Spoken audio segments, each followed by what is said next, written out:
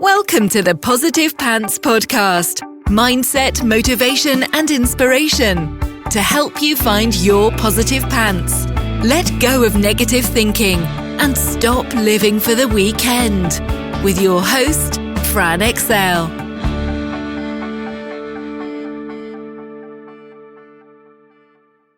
So welcome to the show. As always, it's Fran Excel Mindset Coach, helping you find your very own pair of positive pants so you can get out of your own way and live a life that you love. Thank you so much for joining me. I'm very grateful you've chosen to put me in your earbuds today. Please do hit the subscribe button so you don't miss anything, and do leave me a review. I love reading them, and it really helps me get found by other people who need to hear what I share. I'd also love you to email me your mindset and productivity questions or topics you'd love me to cover to hello@franexcel.com, because I know a lot of you think I'm inside your heads because you tell me all the time.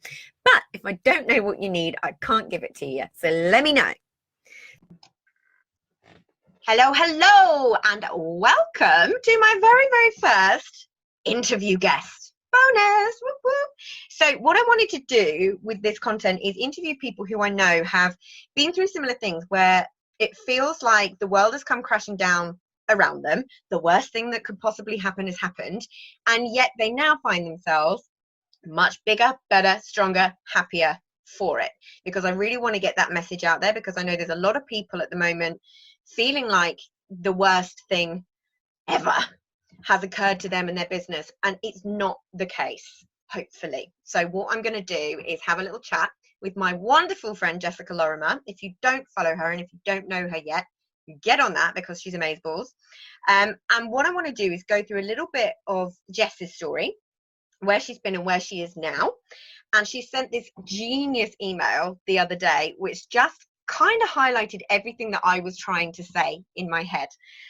So I'm going to talk a little bit about that and how she's handling the situation at the moment. So I hope this is helpful for you guys. And if there's anyone else you want me to interview, let me know. So, beautiful Jessica Lorimer, introduce yourself. Well, thank you for having me on, firstly. And also, I am popping your interview cherry. I feel very honoured. Very honoured about that. So thank you.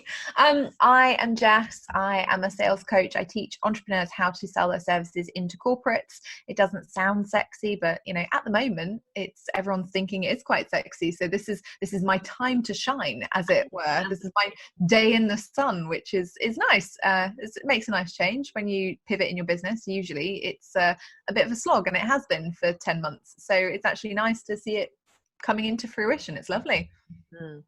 So when you actually first started your business, it was because something happened to you personally that meant that you kind of felt like there weren't many options left. So talk us through that a little bit. So before I set up my business, I'd spent probably 5 or 6 years in corporate sales, which is, as we all know, an environment where people burn out very quickly and you work very, very long hours, very, very hard. And it's a kind of hard and fast environment. And I'd spent my time traveling, setting up new sales divisions for huge brands around the world. And I was sat down with my doctor one day. I felt really, really just ill. I just couldn't explain it, couldn't put my finger on it. And I went for lots and lots of tests. And I sat there and he said to me, you have ME. And ME is basically a chronic immune condition. And it is an umbrella condition. So it has lots of other things that come into it: chronic fatigue, osteoporosis, types of arthritis, fibromyalgia, lots of awful things. And he said, if you don't live with this in the right way, if you don't give up your job, if you don't figure out a way to manage your time better and manage your health, you'll be in a wheelchair by the time you're 35. Wow. And it was awful. I mean, I was 24 and I just kind of went, oh. And when you're 24, you think the world is, it's everlasting, right? You're invincible. And I was getting up every day at 5 o'clock to go to work.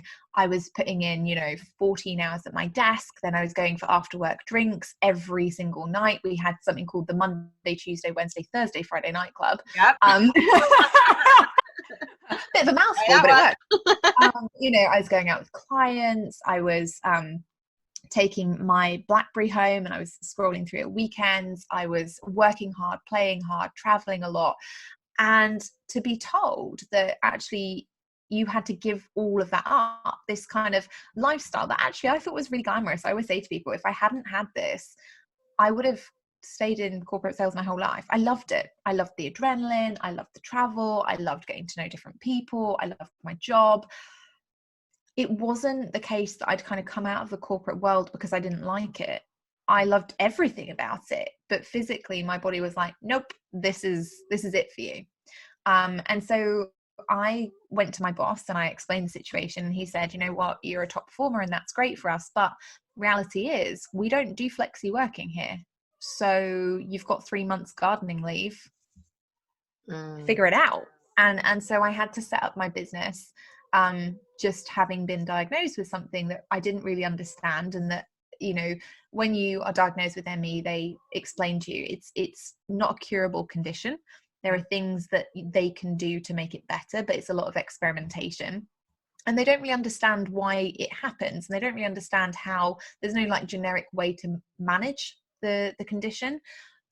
So I went through, you know, a year of trying like acupuncture, aromatherapy, various different types of medication, nerve suppressants, immunosuppressants, steroids, like steroid injections directly into my ligaments, like all of these kinds of things, at the same time as trying to build a business. And building a business isn't easy. We all know that.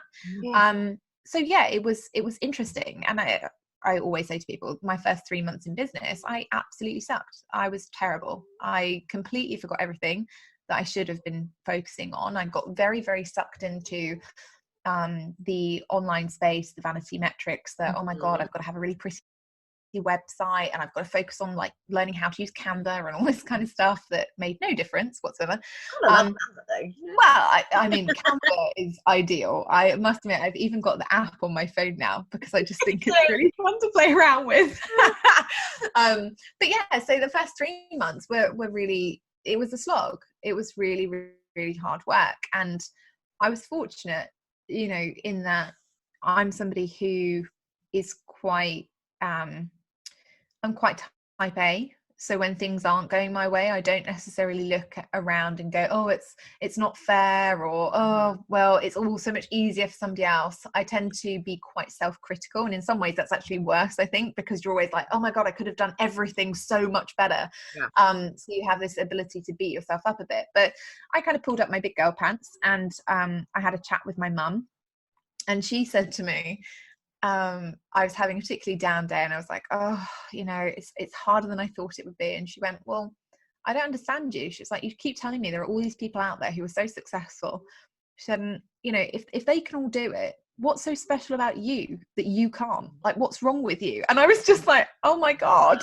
And it was the slap in the face that I needed, you know, and that was the wake up call. And after then I worked a lot harder on the things I should have been working on. And, you know, my business did 6 figures in 6 months, and then it grew exponentially from there for about 5 years. I was really, really happy with it.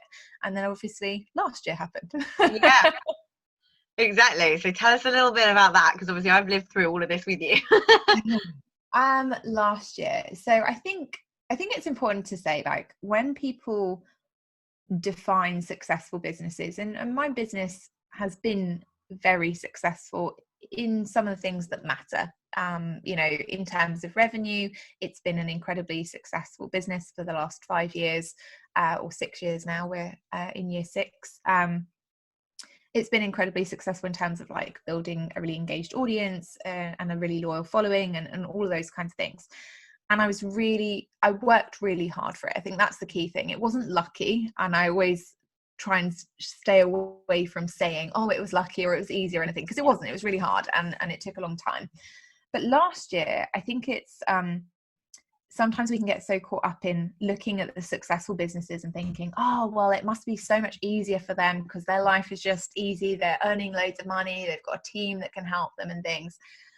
So last year I spent, out of 365 days, I spent 267 crying.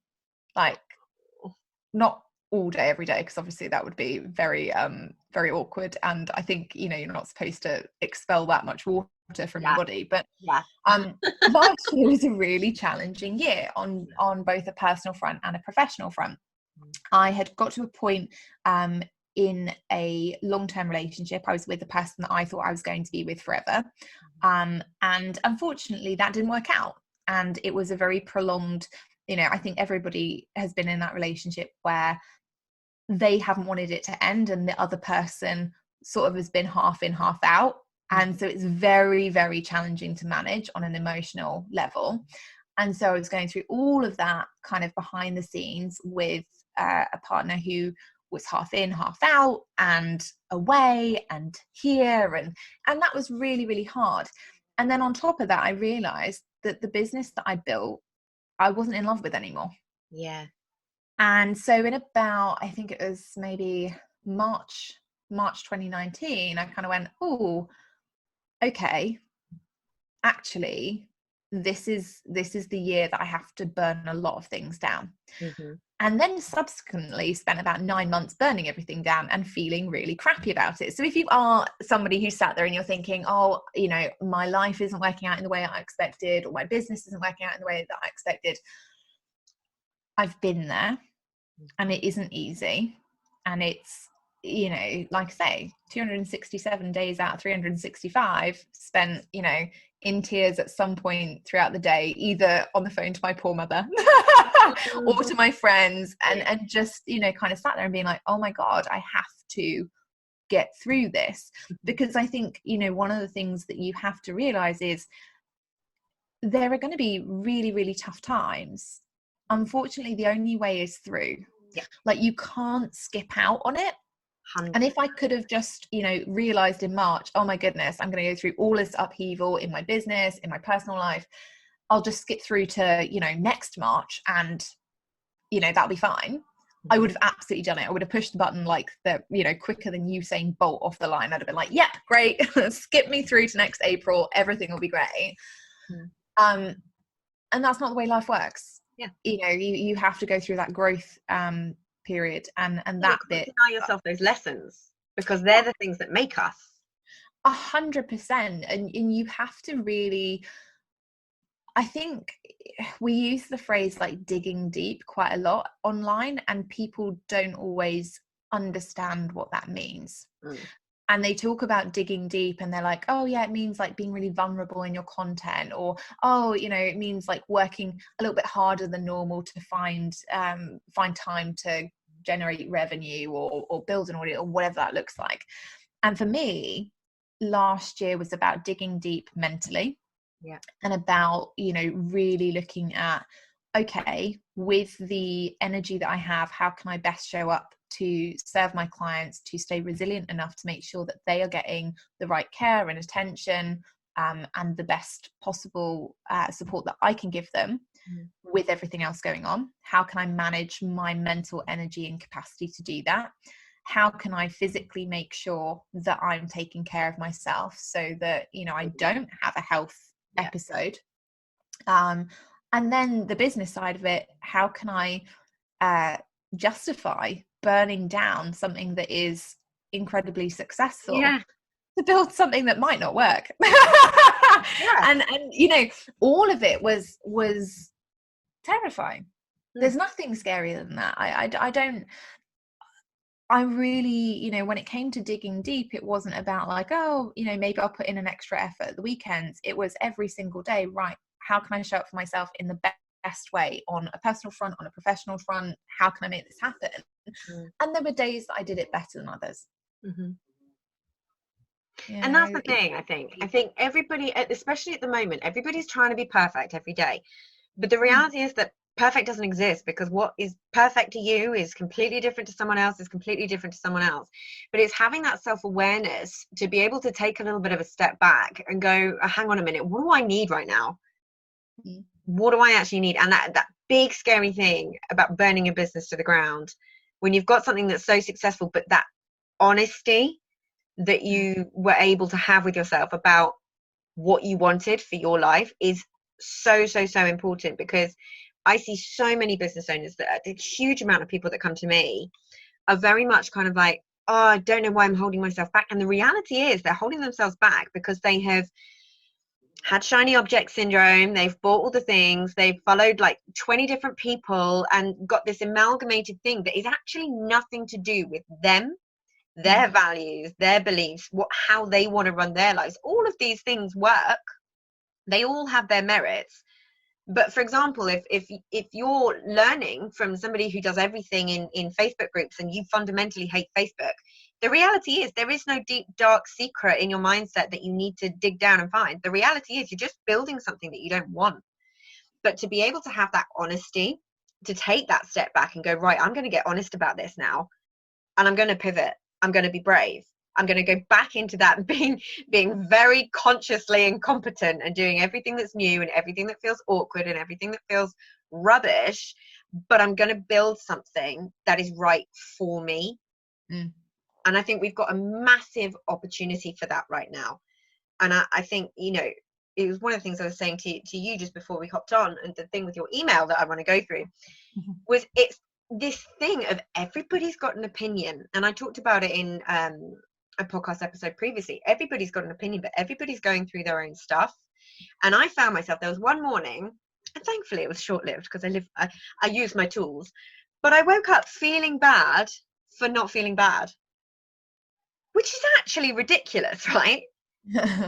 I've had this, so yes, I hear you. Kind of like, and I was thinking to myself, and I had a conversation with Tobin, and I was like, what is this? I was like, am I denying something? Because obviously there's been all this talk about toxic positivity, and I'm like, dude, am I missing something here?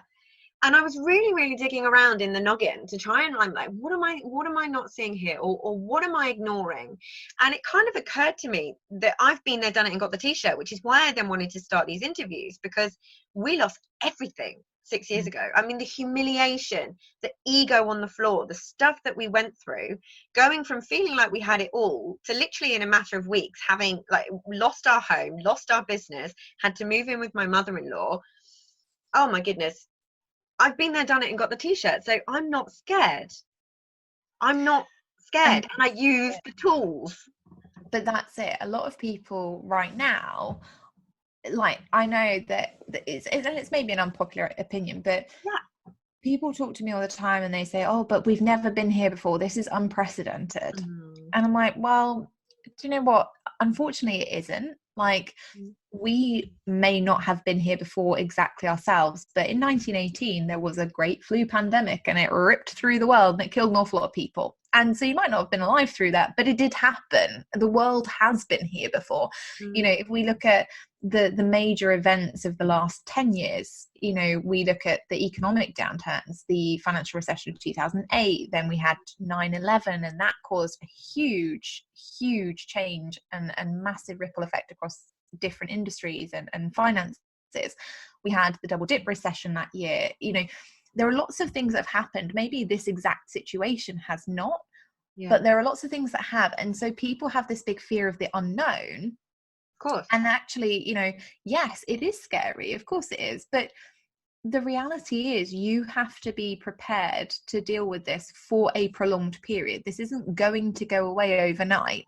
And so unfortunately, you know, you get to be in that initial period of like complete shock of, oh my goodness, this is all new, this is scary, this is uncomfortable, this is the unknown, which is most people's worst fear. It's why most people are really scared. I'm terrified, for example, of flying, because I don't know how the plane works, and I don't really trust how the plane works. So for me, it's that fear of the unknown. But a lot of people worry about it.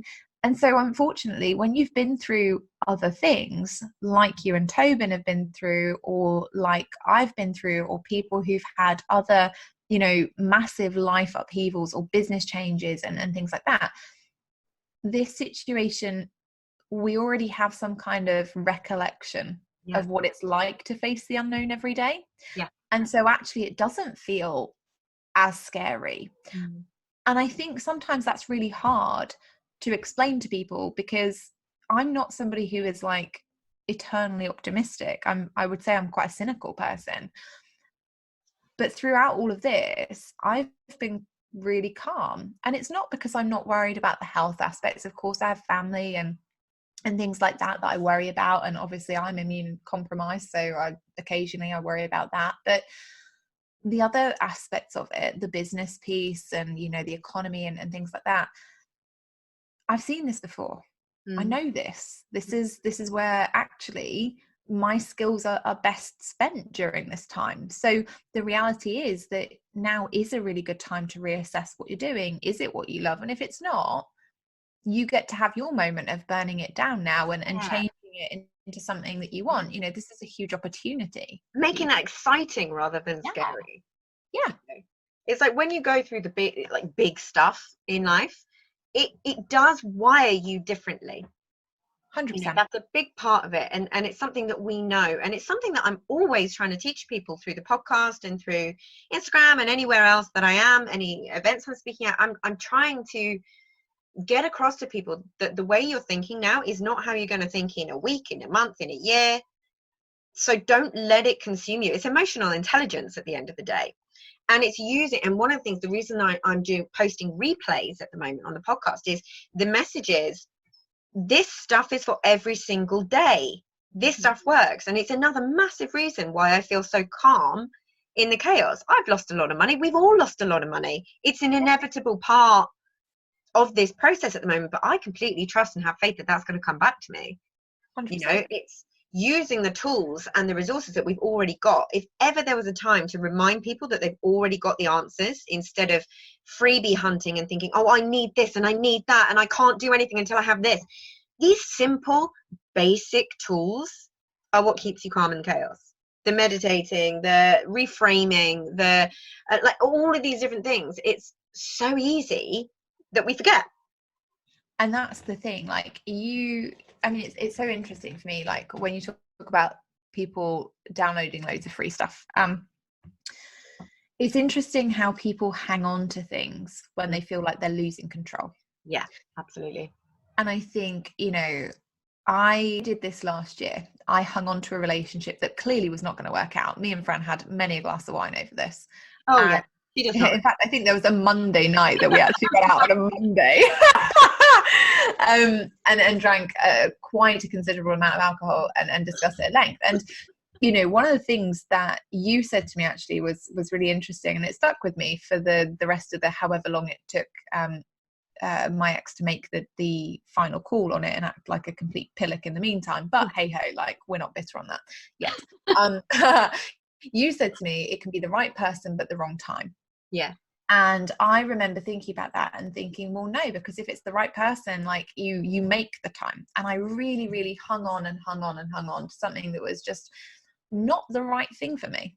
Yeah. And I hung on in spite of that, because it didn't matter what happened. I was like, but this is the right person.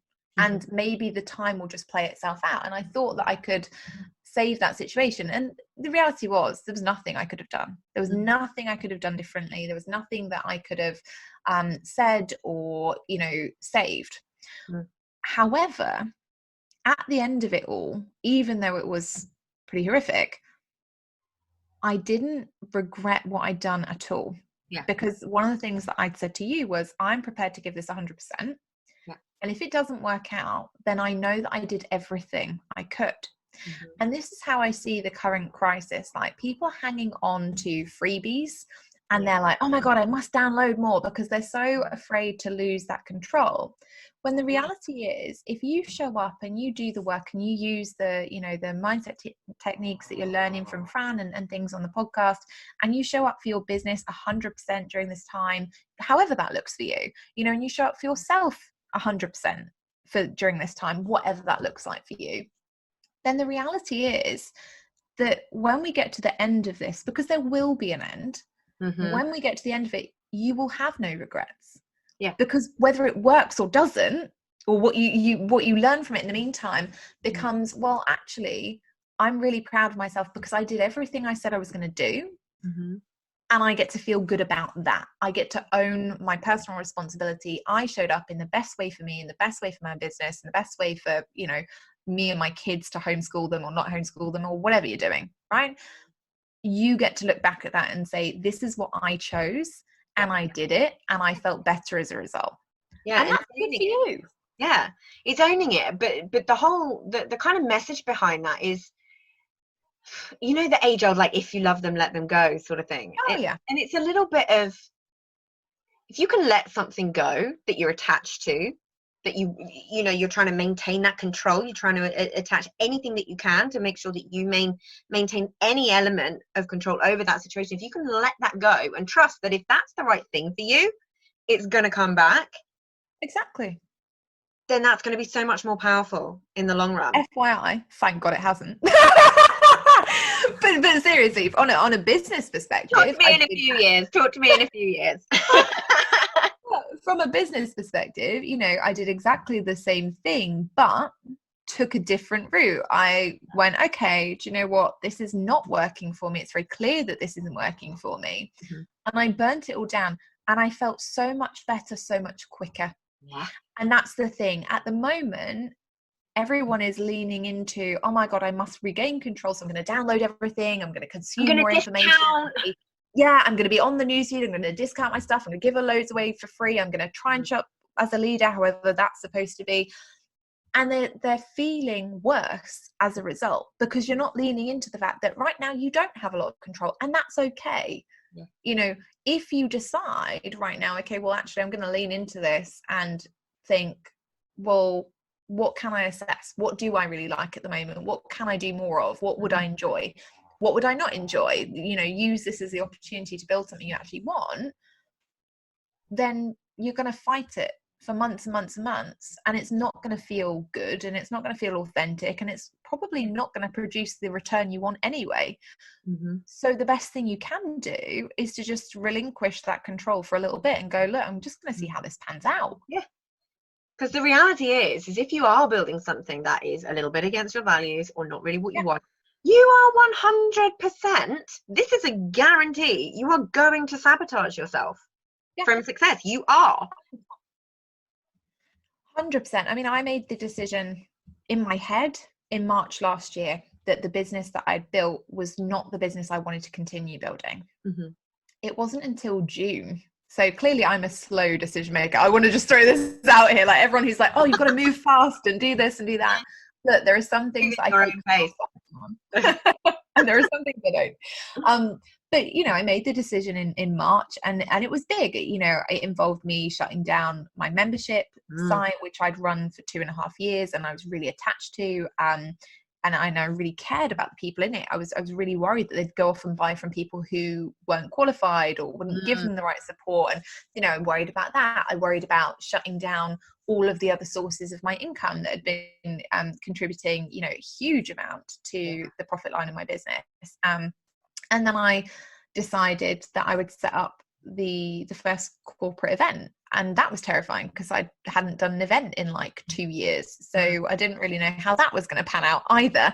And it wasn't an event that the industry had seen in a while. You know, there weren't tons of speakers or anything. It was just me for 2 days. And you know, that was scary. So it took me 3 months to make the decision. And I remember coming into the membership, and you were there, I think, actually, on the live stream when I shut it down. And I said, look, you know, this isn't working for me anymore. And I'm really sorry about that, because I want to show up for you guys. But the reality is I can't show up for you if it doesn't work for me. Mm-hmm. And it wouldn't be fair to keep this running just because I'm like, oh, well, I could just keep it running and give it the bare minimum and whatever. It just didn't feel right. And I couldn't change that. And so I needed to shut it down. I stopped selling all of my other courses by January this year. Mm-hmm. And we launched new offers. And we're probably on track to do about 750K this year from an entirely new revenue stream. Wow. Which is a lot quicker than the last time I set up the business. So, you know, winner.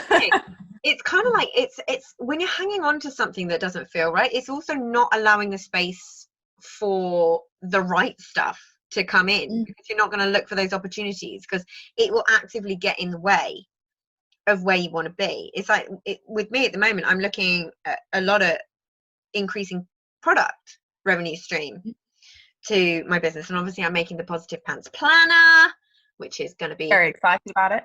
Awesome. I'm so excited. There's so many people on the wait list now. If you want in, it's franexcel.com/PPP waitlist, and you'll be the first to know.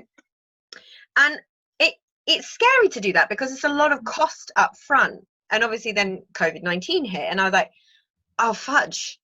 Because I was going to just outlay all of the money myself. And I was like, geez, that's not clever. That's not a clever move right now. So now it's taking me a little bit longer because I'm going to Kickstarter it. You know, because it's just looking at those different ways.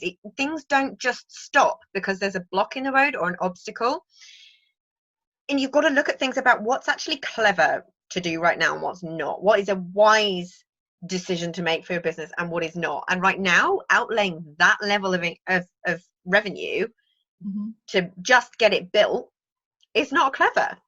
So how can you think differently? This is what I'm always trying to say to people. Like, how can you think differently? But also, how can you think without ego?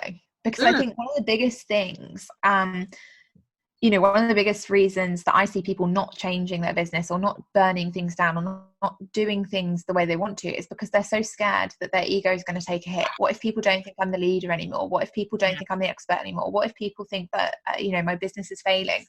And I've always said to people, you know, if I needed to, I would go and get a job in a supermarket tomorrow. Yeah. And actually, I hear there are a lot of jobs in there are a few. I would be quids in. I actually know someone who's done this. They've been resourceful. They've got an incredible business, but it's event-led. So they've gone and they're being an Amazon driver. So what? But that's the thing. And I'm like, that is brilliant. Yeah, I think it's brilliant because the bit that holds people back from doing it, the whole, oh yeah, but what if people think this, that, and the other? Yeah. I don't really care what people think. I know.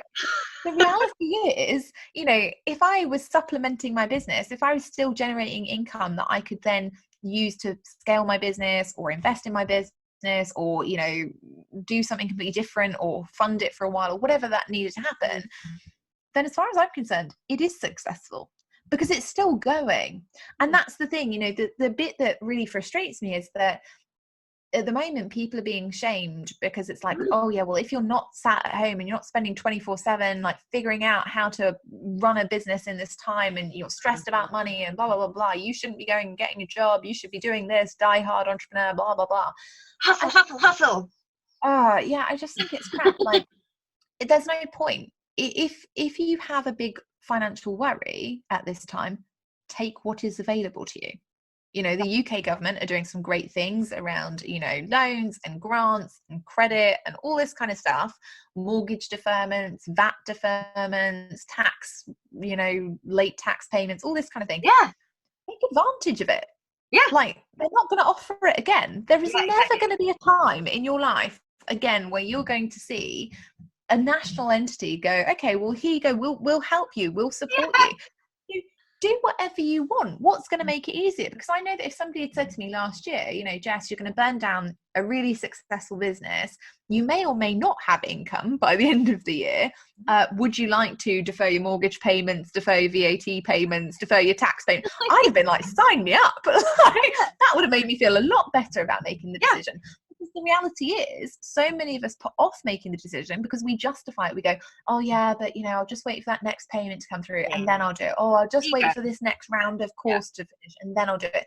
And the reality is, there's never going to be a good time. But there is not going to be a good time to change your business. There's not going to be a good time to pivot. There's not going to be a good time to burn anything down. There's not going to be a good time to end a relationship. There's not going to be a good time to start one. Like, so figure it out, you know, and do it when you know it needs to be done. Don't sit on it until you think it's going to be the right time, because the reality is that right time is never going to happen. There's always going to be something. Yeah, always.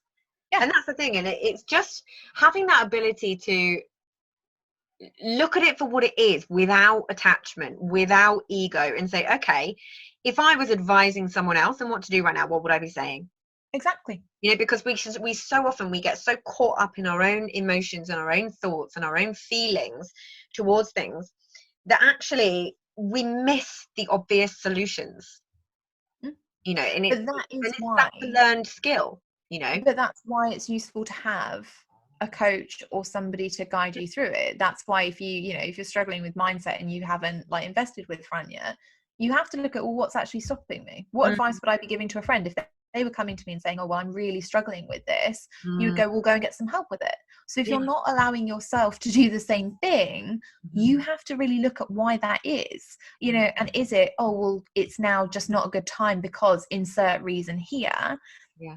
And the reality is that ever going to change? Is there going to be something else in 2 weeks or 4 weeks or 6 months or 12 months that is going to make it any different? And it's probably not. Yeah. Because we always like to prioritize the things that aren't ourselves. And that's the thing with mindset, is it's prioritizing ourselves. Mm-hmm. And quite often people come to me when they're at that breaking point, when they're like, I know I'm not going to go any further unless I sort this out. And the irony is, the thing that frustrates me the most, which is why I launched the Power Hours, is because sometimes, and I said this actually on my Instagram stories yesterday, it's like, be careful of labeling what you think your problem or issue is, because it stops you actively finding the right one. And sometimes you can agonize for months over something that, if you just get asked the right question, can be turned around like that. Yeah.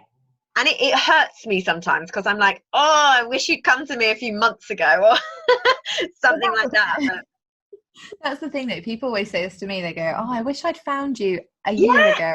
I know you get the same thing. People come to you when it's like, oh, I'm at my last resort. But the reality is, and it's so interesting, because I sit there and I go, in business, I'm a very quick decision maker. I'm somebody who's like, right, this wasn't working for my business. So, okay, yes, it took me 3 months to go and actually do the doing, but it was relatively quick. I look at other areas of my life, you know, and I will absolutely say relationships are one of the areas that I will just be like, oh my God, I don't want to touch anything in case it breaks. And I will wait until the last possible minute. I used to actually be really proud of myself. I've never dumped anyone. Do you know that? Never. I've never ever done it. Because I'm the person out last possible minute until I really have to do something, because that makes me feel uncomfortable. But I was the opposite. Yeah, exactly. Right, I'm going to dump you before you get the opportunity. You have to send me that on like a little poster or something.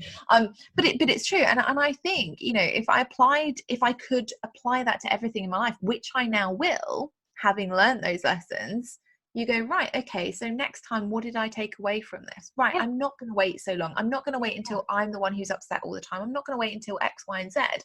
And I think a lot of people who, if you've experimented with courses, you know, if you've bought from business coaches time and time and time again, and you've always bought the same kinds of stuff, like you've always bought you're going to make 5K in 5 minutes. And this comes from a sales coach, right? So, you know, take it from me. If you've always bought those kinds of courses and they have not worked for you, don't buy another one. Like, you're buying the same course. Yeah. But you're the missing piece.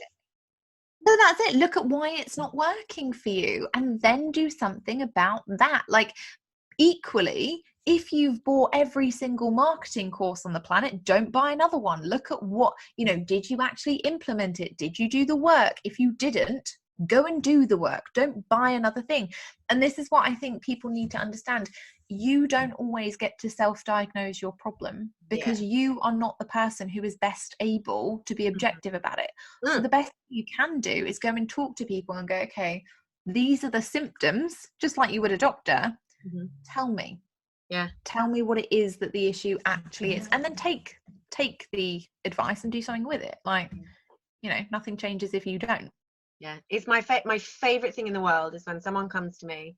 Normally it's money mindset, but someone comes to me with that, right, this is my problem, but I need you to fix this. And then something really tiny will come up in the conversation. I'm like, okay, that's the root of your problem. And then they this visible weight lift. And this is why I do video calls as well, because I worked with a coach once and it was over phone rather than video, and I was like, I can't deal with it. I need to read people. And that's the magic stuff. But this is the thing is, like I keep saying, with everything that's going on at the moment, there is no right or wrong. It's just a bunch of opinions. It's just a bunch of projections, you know, and I'm trying to encourage people to only go where they feel good. So for me, Instagram makes me feel good. I enjoy Instagram. I don't get stuck in the scroll, because I also time block. But Facebook for me right now is stupendously toxic. Oh, it's horrendous. But Like, that's for me. I see other people absolutely loving it, and that's their source of, everything that they need right now. But for me, it's absolutely toxic. Facebook for me is like Jeremy Kyle at the minute. Depending on where you come from. Like, I have never, and I say this a lot about the platform, it's a load of people who, the internet in general is a load of people who have a load of opinions who can put it wherever they want. And I have never seen so many epidemiologists and virologists and medical experts in my newsfeed. Conspiracy theories. Yeah. And I'm like, oh my goodness, like, why are you all, doing whatever you're doing? You should be going and working in a hospital, of course. And they're not, because they're not experts. They are people who are sat on Facebook, who are reading the information that they are reading, who have an inherent bias one way or the other. And I know, because I have an inherent bias. That's why I don't write about stuff on Facebook, because I might inadvertently say something that would be wrong, that would give somebody the wrong advice. And that would be really dangerous. I don't want to do that. I don't want to be responsible for that. Not one size fits all, and that's the thing. There's a lot of people giving opinions from a position of trust and making people feel all these different things, shaming. So that's the biggest thing for me, is the shaming of pretty much everything, it seems, at the moment. You can't win. But this is why I love you, because we're very similar in that kind of like, look, I'm going to stand, this is my opinion on things, and I'm going to share my opinion. I'm going to stick to that. That's not to say that if somebody says something and I'm like, actually, do you know what, that's a really good point. My opinions can be changeable, but for now, this is what I believe. This is what I feel. This is going to be the long road, right? And that's the thing. And I've been very big on coming out and saying, look, I'm not going to be doing all of this stuff that is going to be relevant to you for a matter of hopefully a short amount of months. What I want people to understand is you can go through the horrendous stuff, the things where it feels like your life has completely fallen apart, and there's simple tools to help you get back out of that. And it's trusting the fact that you've got to do what's right for you, and if that is sushi rolling into the duvet in your PJs with the Ben and Jerry's for a little while, that's cool. I said this to a client last night, actually. Nobody ever drowned by falling in the water. They drowned by staying there. And this is the big thing that I'm seeing at the moment, is there's a lot out there of people kind of allowing people to make excuses for themselves, saying, if you feel bad, feel bad. That's cool. Absolutely feel your negative emotions, because they're there for a reason. They're telling you something. They are there to help. And I know a lot of people are like, what? There are a few episodes on this. However, feeling them and giving yourself a bit of a time limit and saying, right, this is how I'm going to get out of it, because you cannot make a good decision from a negative place. So what people are actively doing when they're saying those posts, it's like giving people a sigh of relief that they get to stay where they are and make excuses and not take action. They get to stay where they are and wallow and have self-pity and be validated by other people. It's this whole secondary gains piece of the puzzle. And it's one of the trickiest, stickiest bits of mindset work, is working out what those secondary gains are. What do you get there's a positive from staying in this negative? And it's just, you just got to be super, super careful right now about who you're listening to. Even if that's me, if I trigger you, first ask yourself why. But second of all, unfollow me. Don't listen. If I'm not what you need to hear right now, that's totally cool with me. And it would be totally cool with Jess. It's like, you've got to own what you think, your opinion. Yeah. But the other thing is, I think it's so interesting, because we've talked about this before, and I talk about this a lot in the stuff that I teach. People are so caught up in like, oh, but what if people don't like what I say? Well, it's one of my faves. Those people, like, so what? They don't like what you say. There are lots of people out there who like me, and that's great. There are a lot more people out there who don't like me. That's also great. And it's not something I aim for. I don't aim for people to dislike me. It's just that some of the things I do make them dislike me. During this corona crisis, I've had more people email me and say, Jess, I think it's really awful that you're going to continue to sell during coronavirus. And I was like, okay, cool. Well, that's fine. You don't have to buy. Goodbye. Like, there's nothing else I can say. I don't care. And it's not because I don't care from a human perspective. I do care that people are feeling afraid at this time and they're worried about family and all this kind of stuff. But the reality is, my job is not to show up for you in the way that you want me to show up, because that makes you feel better. That's the thing. My job is to show up in the way that is best going to serve you. And sometimes that doesn't look how you want it to look. So unfortunately, you know, there's always going to be a bit of a gap between what you want to hear and what I'm going to say. And we can't control what other people are going to feel when we say things. We can't control somebody else's reaction to what we do. We can only put it out there with the best of intentions. And that's the thing. And so for me, when I'm creating content or when I'm looking at anything at this time and any time really in business, I go, is this really what needs to be said? Is this really how I feel? Is this really something that I would absolutely 100% stand behind? And if it is, I'll put it out. And if it isn't, I don't. And that's why I'm not producing endless content on coronavirus. Because I honestly, am I a doctor? No. Should you be taking advice from me or any kind of information that I say about coronavirus? Absolutely bloody not. I don't know anything about coronavirus. Like, that's the reality. Go and look at WHO website, go and look at the BBC website, go and do what the NHS is telling you to do. Don't listen to me. I know nothing about it. I couldn't be more wrong if I tried. The reality is, what I do know is how to build businesses during recessions, how to keep you making money, how to help you sell to corporates during this time. Those are the things I'm good at. So I'm going to stick to those, and I'm going to keep showing up and doing that, because that's the only way I can help, by helping other people continue to, you know, plug the economy gaps, make sure they're moving, keep their finances in play, doing all the things that will help them be more successful when all of this is done. You know, it baffles me. Because it will be at some point. Yeah, it absolutely. You know, 6 months' time, everyone's going to be like, oh, coronavirus, what was that?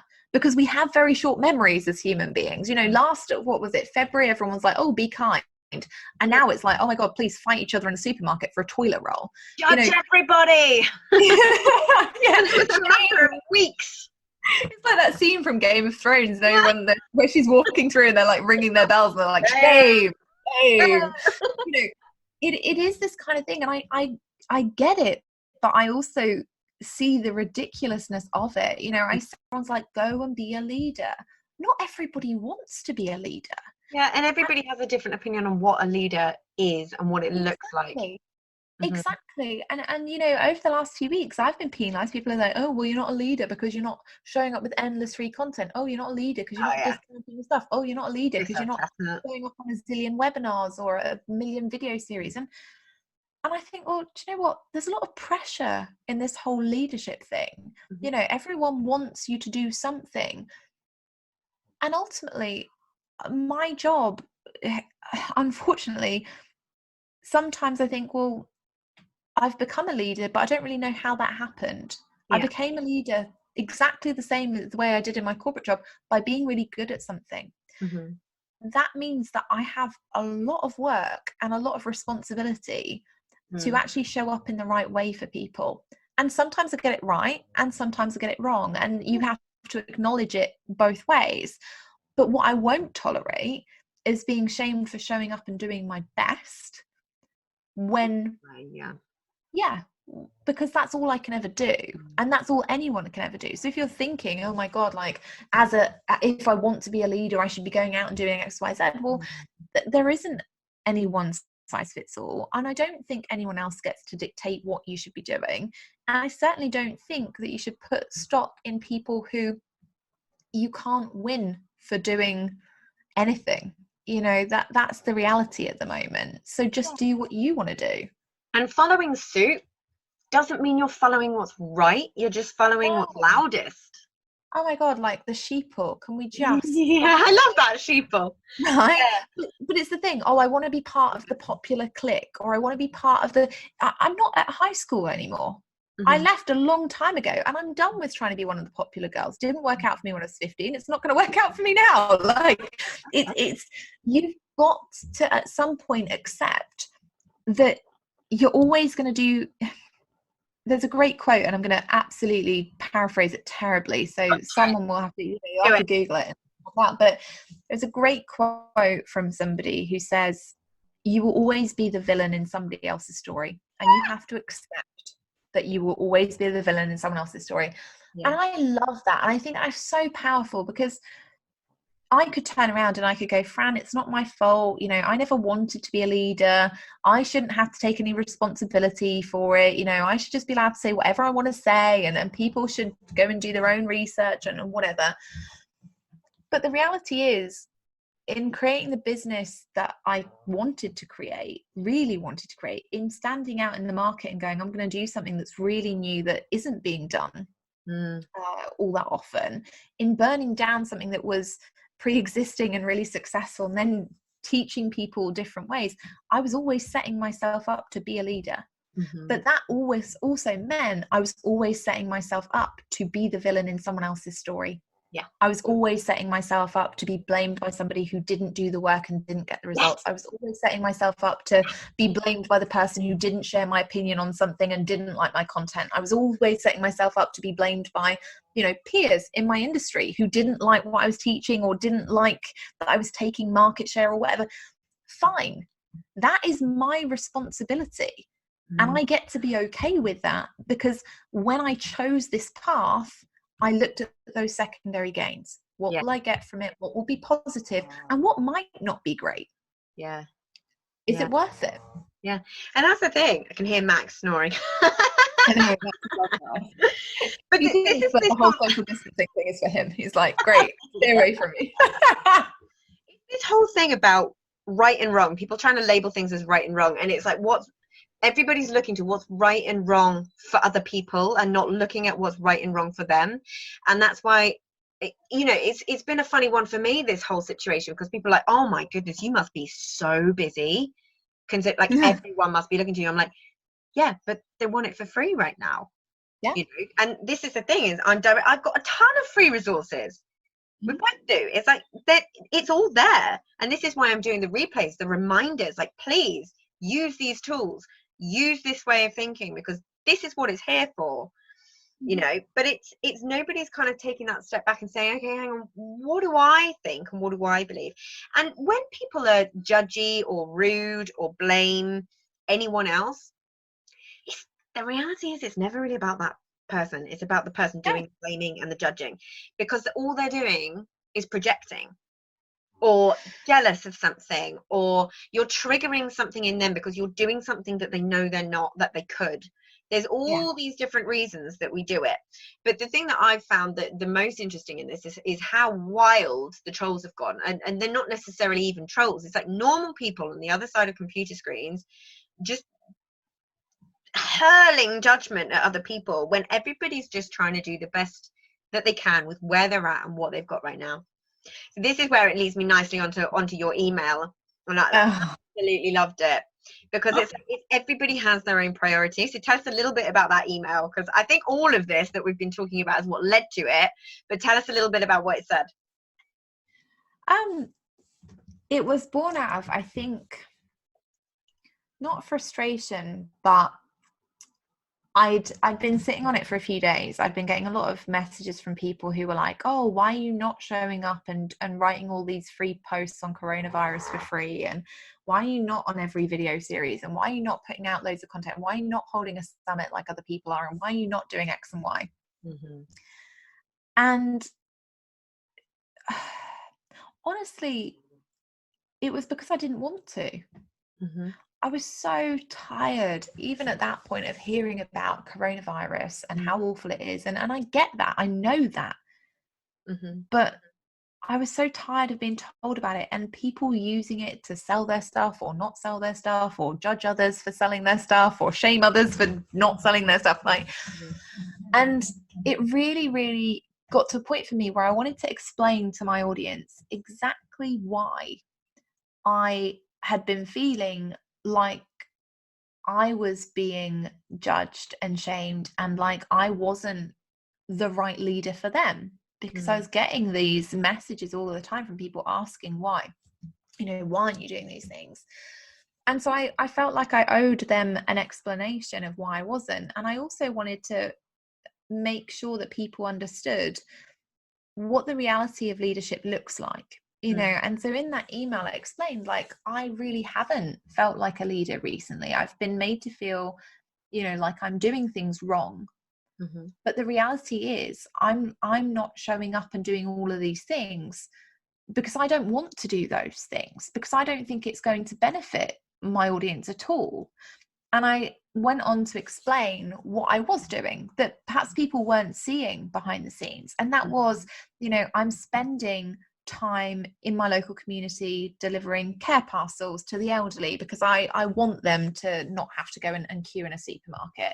I'm spending time virtually with my friends and family, because they're not necessarily used to working from home and they don't get it, and they're feeling isolated and their jobs are at risk, and that's more important to me right now. And I'm spending time with my existing clients, making sure that I'm fully supporting them. I'm reading children's books twice a week so that their parents can go and do some business development. My team is working behind the scenes to help children create their own magazines using Canva. They're taking them on virtual museum tours so that their parents can get time to complete the courses of mine that they're actually in. I'm showing up and adding extra pieces to my courses, extra content to my courses, so that my paying clients can be supported during this time. And that means that actually leadership for me is not something that necessarily happens publicly. And that's why I'm not out on every platform. It's why I'm not aiming to profit from the corona content train that's out there, because I would rather make sure that the rest of my priorities, my friends, my family, my clients, my community, my staff, the amazing people on my team who need paying and financial support, I would rather prioritize them than people who aren't in that circle. That sounds really harsh, and that's a really hard decision to have to make, to send out an email to people who primarily consume free content and say, well, look, I'm not prioritizing you guys at this time because I'm doing all of this. And I got like 70 emails back from people who went, oh my God, I feel so much better that you've said this. Like, I feel so much better, and thank you, because I haven't been wanting to create content around coronavirus either, and I'd felt like I had to, and now I feel like I can just relax. And actually I've just been avoiding content about coronavirus altogether, so I'm so glad that you said that's okay. And and I talked about being positive and the fact that I'm not overly worried about all of this, and that I can't make myself just because that's what everyone else wants to feel right now.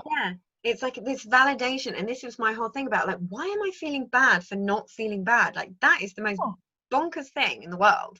Like, and this is where it gets a bit weird, because you're like, people are looking to me to be a leader in mindset, but they're also looking to me to feel bad. I'm like, they don't tally for me. But that's it, and that's the reality. Leadership is a double-edged sword, and I think sometimes you win and sometimes you lose, and it's always going to be at the same time with different people. Yeah, exactly. And that's what you have to accept. And for me, I think that is really hard. I think everybody has a desire to people please. I think there's always that ingrained in us, and particularly as women, I think that society teaches us that we should be nurturing everybody else, and we should be looking after everybody else and prioritizing them above ourselves. I also think that if you do that, you end up very unhappy and very unfulfilled. Yes. And I think that society teaches us that it's selfish to want the things that we want, to do the things that we want to do. But ultimately, how is that working out for the world? Because all of these people who are really unhappy doing things that they hate are the ones who are sat on Facebook trolling people and being judgy and being shamed, or shaming others and doing all this kind of stuff that isn't positive. It's not impacting the world in a positive way. It's not doing anything that makes themselves feel better. Exactly.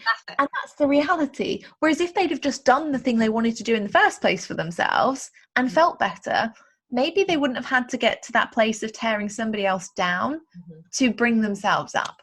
That's the kind of question for me, is if we just did it in the first place, if we focused on ourselves and went, okay, what's going to make me feel better at this time, even though it's scary, even though it's uncomfortable, even though it's the worst thing I might have ever faced, that's, is that going to be more likely to impact the world around you and therefore the world at large in a more positive and beneficial way? And I think and believe the answer is yes.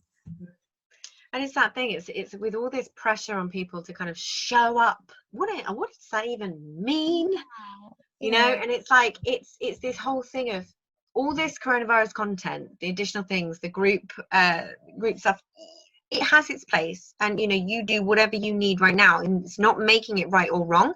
But my opinion, and I have to stand by my opinion and my belief, and from knowing what I know, is that all you're doing is focusing on the negative. You're focusing on the things that aren't great right now, whereas you have an opportunity to say, okay, this isn't great.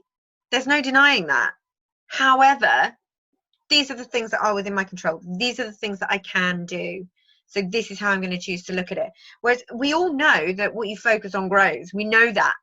We know that when it comes to physical pain, emotional trauma, anything along those lines, what you focus on grows and gets worse. So the more specific content, because all of this content, and I was saying to Jess before we started recording, all of this content's already out there. This is why I'm doing the replays, because I really want this message to land, that you have everything you need right now already. Go back to basics and go back to yourself. Go back to actually understanding what it is that you feel, you believe, that you think is right, and analyze your business. Or if you're thinking about starting a business, what can you do now? Because there's so many things with this, and it's difficult. Because Tobin and I live in the countryside, and even Tobin, he's a forager, but there's been moments where we're like, oh, should we post this picture of glorious countryside? And I don't think that's right, because and we kind of had this big discussion about it, and I'm like, if you're posting it in a gloating way, that's probably a little bit tone deaf. But if you're posting it in a, look, we lost everything, look where we're at now, but this is by our own design. This is what we wanted for our life, and this is what we made. Yeah, it took us many years to recover from it, but my God, am I grateful. Like, that's my number one thing that I'm always feeling at any one time, is the sheer gratitude for where we are, and the sheer gratitude for having gone through all that stuff. And it is trauma, it's emotional trauma. You know, a lot of it was around people who we trusted. It was brutal, absolutely brutal, and it was the best thing that could have happened to us. So the message I want to get across to people is, no matter how bad you're feeling right now, no, it's not forever. Stop judging yourself, because the judgment from other people is actually just making you judge yourself. I think it's one of those things. You don't have to believe Fran or I. And you could sit there and go, well, this, my situation right now is worse than anything that you guys could have possibly ever experienced. And I think, here's the thing, it might be. Yeah. It might be, and it will be to you.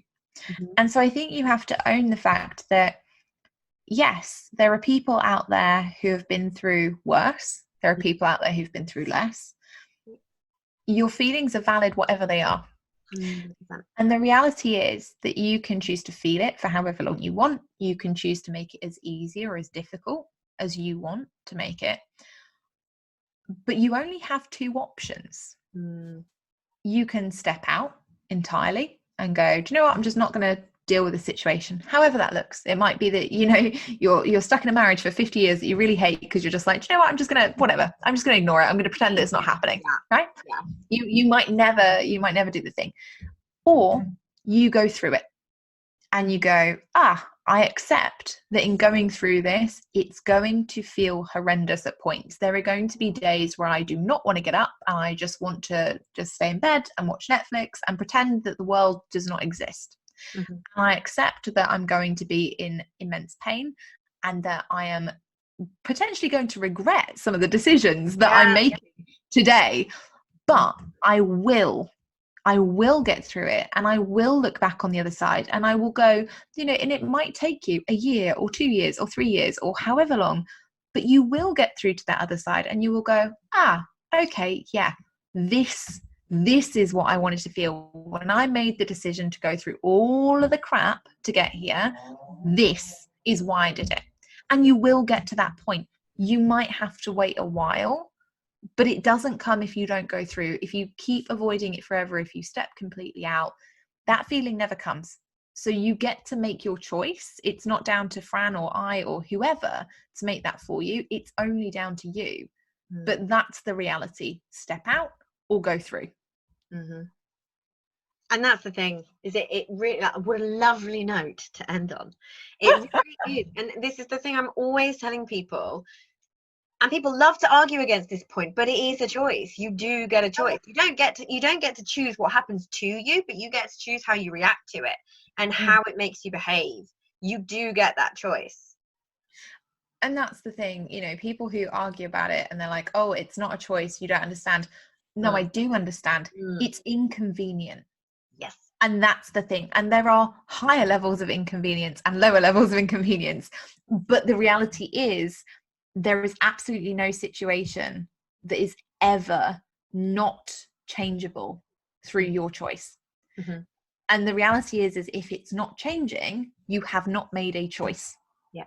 And that again is a choice. It's totally up to you. So, you know, take our advice or leave it. You know, you'll come back to it, I'm sure, if you don't. Because it may require a couple of listens. So if people are thinking about having a little pivot in their business, if people are thinking about introducing another revenue stream, because that's one of the things that has been so amazing for me, is having multiple revenue streams in my business. A couple have dried up to death, others are still going. This is the thing. It's magic when you can actually diversify. And if you're thinking about looking into a corporate revenue stream, if you feel like you're done with the online space a little bit, I wholeheartedly, and I don't recommend people lightly, go follow Jess. She's the only person that you need to follow in this space. So tell people where they can find you. If you want to hang out and talk all things corporate and how sexy it really is behind the scenes, it is, like, it really is. I keep telling people it's not, but it just so is. Then you can check out my podcast. It's called Selling to Corporate, because I'm too lazy to name things interestingly. You can head to smartleadersell.com and you can, you know, check out pictures of Max on my website, which is pretty much all that's there. Everyone's wondering who Max is now, because I know. Max is a snoring pooch. Yeah, he is just living the life of Riley at the moment. Max should be the most grateful dog in the world as a rescue, but he is not. And when I tell him that he should be grateful, he just looks at me in a way that's just like, no, I'm the same with Milo. I think all these rescues have an attitude problem. Exactly. But thank you so much for having me on today. Seriously, it's been really, really interesting discussion. And I think, you know, if you are listening to this and you are thinking, oh my goodness, like, I need to make a pivot, or I'm really worried about something, or, you know, I don't think I can cope with burning something down, you can and you will. But if you've been listening to Fran and you haven't gone and had a chat with her about it, make sure you do. You know, make this be the time in your life that you put you first and go and do something for yourself, rather than just listening to this and being like, oh yeah, well, you know, in a couple of months, or when I find the right time. Instead, just book the call now, and then what you choose to do with it is up to you. But if you don't book it, nothing changes. Thanks, George. You're welcome. I'm sure we will have many conversations and get franty pants around other situations that start going on in the online space. I love it. As always, a pleasure. And if you guys aren't following her already, if you've got this far, what are you waiting for? Off you pop. And I will see you next week. Bye. So, if you got value from this and you know in your gut that now is the time to step up and start rewiring your thinking and changing things for yourself, then book in a free discovery call so we can work out what needs to happen to get you from where you're at right now to the action-taking success you know you can be. And if you want my eyes and ears on your problems, I work with people one-on-one and through my Proactive Pants Mastermind. So stop waiting for if and when and decide to change things now, because you can. And as always, I hope that was helpful. So any questions, just let me know. And as always, I will see you next week. Bye.